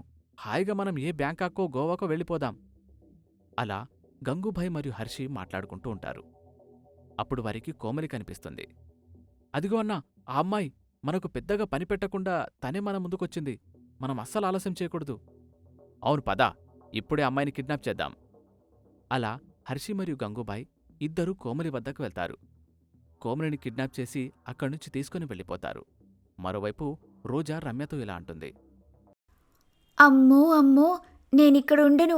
ఇక్కడి నుంచి వెళ్ళిపోతాను. అరే, ఏమైంది? ఎందుకలా అంటున్నావు? ఏమో, నిన్నటి నుండి ఇంట్లో ఉండాలంటే భయంగా ఉంది. ఏదో నన్ను వెంటాడినట్టు అనిపిస్తుంది. ఈ ఇంట్లో ఏవో ఆత్మలున్నాయి. ఏం మాట్లాడుతున్నావు నువ్వు? ఇంతలో అక్కడికి రఘు కూడా వస్తాడు. ఇందాక గార్డెన్లో పనిచేస్తుంటే వెనక నుండి వచ్చి నన్నెవరో కొట్టినట్టనిపించింది. నాకు చాలా భయంగా ఉంది. ఏం మాట్లాడుతున్నారు మీరసలు? నిజమే చెప్తున్నానయ్యా, ఈ ఇంట్లో ఏవో దుష్టశక్తులున్నట్టున్నాయి. మేము వెంటనే వెళ్ళిపోతాము. అరే, నిన్ననే కదా పనిలో చేరారు. అప్పుడే పని విడిచిపెట్టి ఎలా వెళ్ళగలరు? ఇలా అయితే మీకు ₹1 కూడా ఇవ్వము. మాకు ₹1 కాదు కదా, ₹0.5 కూడా అవసరం లేదు. మాకు మా ప్రాణాలు మిగిలితే అంతే చాలమ్మా. నిజంగానే ఇంట్లో ఏదో ఉంది. అందుకే మేము ఇంట్లో ఉండాలనుకోవటం లేదు. మాదేముంది చెప్పండి. మేము ఎక్కడికైనా వెళ్ళి పని చేసుకోగలం. కానీ మిమ్మల్ని చూస్తుంటేనే జాలేస్తుంది. అవునయ్యా, అడగ్గానే పనిచ్చిన ధర్మాత్ములు మీరు. మీకు ఏమవుతుందోనని భయంగా ఉంది. మా పాటికి మేమెక్కడికైనా వెళ్ళి బ్రతకగలము. కాని మీకేమవుతుందోనన్న చిన్న భయం మమ్మల్ని వెంటాడుతుంది. అందుకే మీతో ఒక మాట చెప్పి వెళ్దామని ఇలా వచ్చాం. అలా రఘు మరియు రోజా నాటకమాడ్డంతో సురేష్ మరియు రమ్యలకి నిజంగానే భయం వేస్తుంది. సురేష్ మరియు రమ్య ఇద్దరూ పక్కకు వెళ్ళి ఇలా మాట్లాడుకుంటారు. ఏంటి వీళ్ళెలా అంటున్నారు? నిజంగా ఇంట్లో దుష్టశక్తులున్నాయా? ఉండొచ్చండి. మీ అన్నగారి ఆత్మగా మరి ఈ ఇంట్లో తిరుగుతూ ఉండి ఉండొచ్చు. అయినా మీ అన్నగారు మిమ్మల్ని ఇప్పటిదాకా ఏం చేయలేదు. ఎందుకని? ఏమో, నా చేతికి రక్ష ఉంది కదా. ఈ రక్ష కారణంగానే అన్నయ్య నన్ను ఏమీ చేయలేకపోతున్నాడేమో. నిజంగా మీరు చెప్పినట్టు ఈ ఇంట్లో ఏదో దుష్టశక్తి ఉన్నట్టుంది. అలా రమ్య మరియు సురేష్ ఇద్దరూ మాట్లాడుకొని బయటకొస్తారు. మీరేమీ భయపడకండయ్యా, నాకు తెలిసిన ఒక మాంత్రికురాలుంది. ఆమెను తీసుకొనొస్తాను. ఆమె ఎలాంటి దుష్టశక్తినైనా క్షణాల్లో పోగొడుతుంది. కానీ ఆమె ₹1 కూడా తీసుకోదు.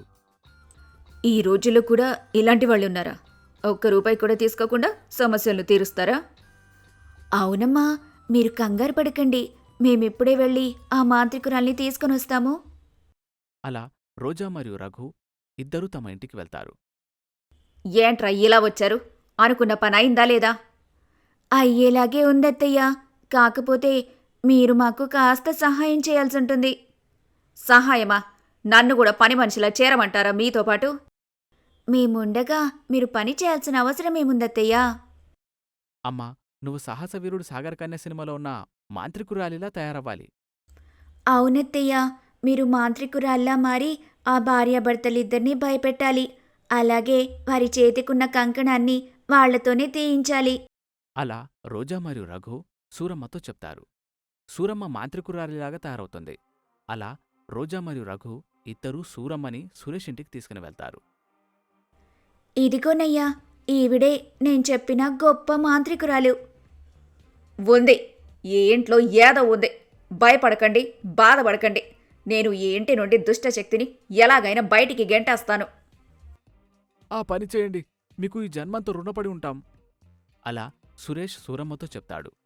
సూరమ్మ అక్కడ ఒక పెద్ద ముగ్గు వేస్తుంది. అత్తయ్యగారిని నాటకమాడమంటే జీవించేస్తున్నారు చూసారా? మరేమనుకున్నావు మా అమ్మ గురించి? రూపాయి యాక్టింగ్ చేయమంటే 10 రూపాయలు యాక్టింగ్ చేస్తుంది. వెళ్ళండి. మీరిద్దరూ కలిసి ఇంటి చుట్టూ పొర్లు దండాలు పెట్టిరండి. ఏంటి, పోర్లు దండాలా? అవును, పొర్లు దండాలే పెట్టాలి. మీ భార్యాభర్తలిద్దరూ కలిసి ఇంటి చుట్టూ 100 సార్లు దండాలు పెట్టండి. ఇప్పుడే వెళ్ళండి. ఏంటమ్మ నువ్వు? ఈ పొల్లు దండాలేంటి? పెట్టనీలేరా? వీళ్ళని చూస్తుంటే నాకు చాలా కోపంగా ఉంది. వీళ్ళకి మాత్రం పనిష్మెంట్ ఇవ్వకపోతే ఎలా చెప్పు? మరి 100 పొర్లు దండాలా? ఎలా పెట్టగలరమ్మా? ఎలా అయినా పెట్టనివ్వు. 100 కాదు, వాళ్ల చేత 1000 పొర్ల దండాలు పెట్టించాలి. అప్పుడు గాని వాళ్ళకి బుద్ధి రాదు. పాపం, వీడి కారణంగా కళ్యాణ్ కుటుంబం ఎన్ని కష్టాలు పడుతుందో ఏమో. అలా రమ్య మరియు సురేష్ బాగా అలసిపోయి సూరమ్మ వద్దకు వస్తారు. వచ్చారా? మీరు ఏదో పాపం చేసినట్టున్నారు. అందుకే మీ ఇంట్లో ఇలా దుష్టశక్తి వచ్చి చేరిందనిపిస్తుంది. ఏమిటి, నేను చెప్పింది నిజమేనా? అంటే అది మరి ఏం జరిగిందంటే... నీ తడబాటే చెప్తుంది నాయనా, నువ్వు ఏదో పాపం చేశావని. అవునమ్మా, మేమిద్దరం పెద్ద పాపం చేశాం. ఏదో తెలియకుండా జరిగిపోయింది. అనుకోకుండా ఈయన వాళ్ళ అన్నయ్యని పైలోకాలకు పంపించేశాడు. అది జరిగిపోయిన తప్పు అనుకోకుండా. మేము కూడా పశ్చాత్తాపడుతున్నాం. దయచేసి ఆ దుష్టశక్తిని మా ఇంటి నుండి దూరం చెయ్యమ్మా. అవునమ్మా, ఏదో బుద్ధి గడ్డి తిని తప్పు చేశాను. మమ్మల్ని ఆ దుష్టశక్తి నుండి కాపాడు. అది ఇప్పుడు నిజం చెప్పారు. మీ అన్నయ్య దుష్టశక్తులా మారి ఈ ఇంట్లో తిరుగుతున్నాడు. అతన్ని నేను దూరం చేస్తాను. ముందుగా మీరు మీ ఒంటిపై ఉన్న నగలన్నీ తీసేయండి. అలా సూరమ్మ చెప్పడంతో రమ్య తన ఒంటిపై ఉన్న నగల్ని తీసేస్తుంది. సురేష్ కూడా తన ఒంటిపై ఉన్న నగల్ని తీసేస్తాడు. కాని చేతికున్న రక్షని అలాగే కట్టుకొని ఉంటాడు. ఆ చేతికున్న కంకణాన్ని కూడా తీసేనాయనా. అమ్మో, నేను ఈ కంకణాన్ని అస్సలు తీయలేను. ఇది నాకొక కేరళ మాంత్రికుడిచ్చాడు. దీని కారణంగానే మా అన్నయ్య నన్ను ఏమీ చేయలేకపోతున్నాడు. ఓరి మూర్ఖుడా, వాడేవడో కేరళ మాంత్రికుడైతే నేను తెలుగు మాంత్రికురాల్ని. నన్ను నమ్ముకొని ఈ కంకణాన్ని తీసి దూరంగా విసిరి, నీకంతా మంచే జరుగుతుంది. ఆవిడ అంతలా చెబుతున్నప్పుడు వినొచ్చు కదా. ముందు మీరు ఆ కంకణాన్ని తీసేయండి. అలా రమ్య కూడా చెప్పడంతో సురేష్ తన చేతికున్న కంకణాన్ని తీసేస్తాడు. ఏది, ఆ కంకణాన్నిలా నా చేతిలో పెట్టు బాబు. అలా సూరమ్మ అడగడంతో సురేష్ ఆ కంకణాన్ని సూరమ్మ చేతిలో పెడతాడు. వెంటనే సూరమ్మ ఆ కంకణాన్ని దూరంగా విసిరేస్తుంది. ఒరేయ్, వీడి కంకణాన్ని నేను దూరంగా విసిరేశాన్రా. మంచి పని చేసావమ్మా. ఇక వీణ్ణి ఎవరూ కాపాడలేరు. నీకుందలే ఇంక నిన్ను ఎవడూ కాపాడలేడు. మంచి పని చేశారత్తయ్యా. అలా రోజా, రఘు మరియు సూరమ్మ మాట్లాడుకుంటూ ఉంటారు. ఇది విన్న రమ్య మరియు సురేష్కి ఏమీ అర్థం కాదు. ఏం మాట్లాడుతున్నారు మీరసలు? ఎందుకిలా మాట్లాడుతున్నారు? ఇప్పటిదాకా బాగానే ఉన్నారు కదా, మరి ఎందుకు ఇప్పుడిలా మాట్లాడుతున్నారు? మేమెందుకిలా మాట్లాడుతున్నామో మీకు ముందు ముందు తెలుస్తుందిలే. ఇంతకీ ఈ కళ్యాణ్ ఎక్కడున్నాడు? అలా రఘు అనుకుంటూ ఉంటాడు. సరిగ్గా అప్పుడే కళ్యాణ్ జెట్ స్పీడ్లో గోడల్ని బద్దలు కొట్టుకొని అతని కారు ఇంట్లోకొచ్చేస్తుంది. ఆ కారుని చూసిన రమ్య మరియు సురేష్ ఇద్దరూ భయపడిపోతారు. ఈ కారు నన్నప్పుడే మర్చిపోయావారా? ఇవాళ నీ పని పడతాను. అలా కళ్యాణ్ కారు రూపంలో రమ్య మరియు సురేష్ వెంట పడతాడు. రమ్య మరియు సురేష్ పరిగెత్తలేక పరిగెడుతూ ఉంటారు. అన్నయ్య, విడిచిపెట్టన్నయ్యా! నిన్నెలా విడిచిపెట్టగలనరా? నా పరిస్థితి కారణం నువ్వే. నిన్నెప్పటికీ విడిచిపెట్టలేను. అలా కళ్యాణ్ సురేష్ని కారుతో చాలాసార్లు గుద్దుతాడు. అతన్ని ముప్పతిప్పలు పెడతాడు. రఘు కూడా సురేష్ని బాగా కొడతాడు. ఇక సూరమ్మ మరియు రోజా ఇద్దరూ కలిసి రమ్య సంగతి చూసుకుంటారు. సురేష్ మరియు రమ్య ఇద్దరికి బాగా దెబ్బలు తగులుతాయి.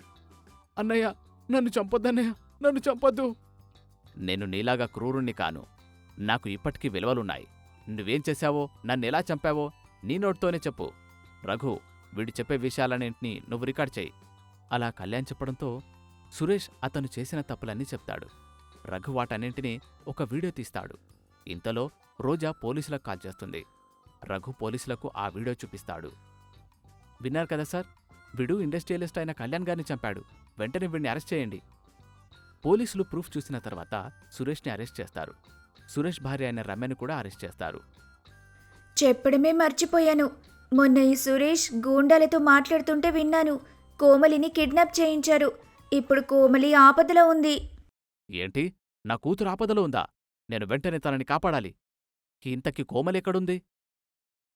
ఇక్కడికి సమీపంలో ఏదో ఫ్యాక్టరీ ఉంది కదా, ఆ ఫ్యాక్టరీలోనే కోమల్ని దాచినట్టు సురేష్ రమ్యతో చెప్పడం నేను విన్నాను. అలా రోజా చెప్పడంతో అందరూ కార్లో కూర్చొని ఫ్యాక్టరీ వద్దకు వెళ్తారు. ఫ్యాక్టరీలో గంగూబాయ్ మరియు హర్షి కోమలిని కట్టేసి ఉంటారు. ఇదిగో పాప ఇక్కడే ఉంది. రోజా, నువ్వు పాప కట్లు విప్పు. ఎంత ధైర్యముంటే నా కూతుర్ని ఇలా కిడ్నాప్ చేస్తారు? మిమ్మల్ని ఊరికే విడిచిపెట్టను అంటూ కళ్యాణ్ గంగూభాయ్ మరియు హర్షి వెంట పడతాడు. గంగూభాయ్ని మరియు హర్షిని ముప్పతిప్పలు పెడతాడు. వదిలేయండి, నన్ను వదిలేయండి, దయచేసి నన్ను వదిలేయండి. ఇకపై ఇలాంటి పనులు అస్సలు చేయను. ఇంకొకసారి నా కూతురు వెంట పడ్డారంటే మిమ్మల్ని ఏం చేస్తానో నాకే తెలీదు. ఇక్కడి నుంచి వెళ్ళిపోండి. అలా కళ్యాణ్ గంగూభాయ్కి మరియు హర్షికి వార్నింగ్ ఇస్తాడు. అలా వారు అక్కడ్నుంచి పారిపోతారు. రఘు, సూరమ్మ మరియు రోజా కోమలిని కార్లో కూర్చోబెట్టుకుని ఇంటికి తీసుకుని వెళ్తారు. సూరమ్మ జరిగిందంతా గంగతో చెప్తుంది. ఏంటి, నా భర్త ఆత్మల మారి ఇదంతా చేశాడా? అవును, చనిపోయినా సరే ఆయన తన కర్తవ్యాన్ని నిర్వర్తించారు. ఇదిగోండి, ఈ ఆస్తిపత్రాలు తీసుకోండి. అలా రోజా ఆస్తిపత్రాల్ని గంగ చేతిలో పెడుతోంది. అలా సూరమ్మ కుటుంబం గంగని, అలాగే తన కూతురైన కోమలిని సురక్షితంగా పంపిస్తారు. చాలా ధన్యవాదాలు రఘు. నీ కుటుంబం నాకు చాలా సాయపడింది. రోడ్డున పడ్డ నా భార్య కూతురు మీ కారణంగా ఇవాళ సంతోషంగా ఉన్నారు. నా ఆస్తిని, నా కూతుర్ని అప్పగించారు. ఇక నాకిక్కడ ఎలాంటి పని లేదు. నేను ఆ పైలోకాలికి వెళ్ళిపోతాను. అలా కళ్యాణాత్మ ఆ కారుని విడిచి పైలోకానికి వెళ్ళిపోతుంది. గంగా మరియు కోమలి కళ్యాణాస్తిని అనుభవిస్తూ ఎంతో ఆనందంగా జీవితాన్ని గడుపుతూ ఉంటారు. ఇక సూరమ్మ, రఘు మరియు రోజా హాయిగా తమ జీవితాల్ని గడుపుతూ ఉంటారు.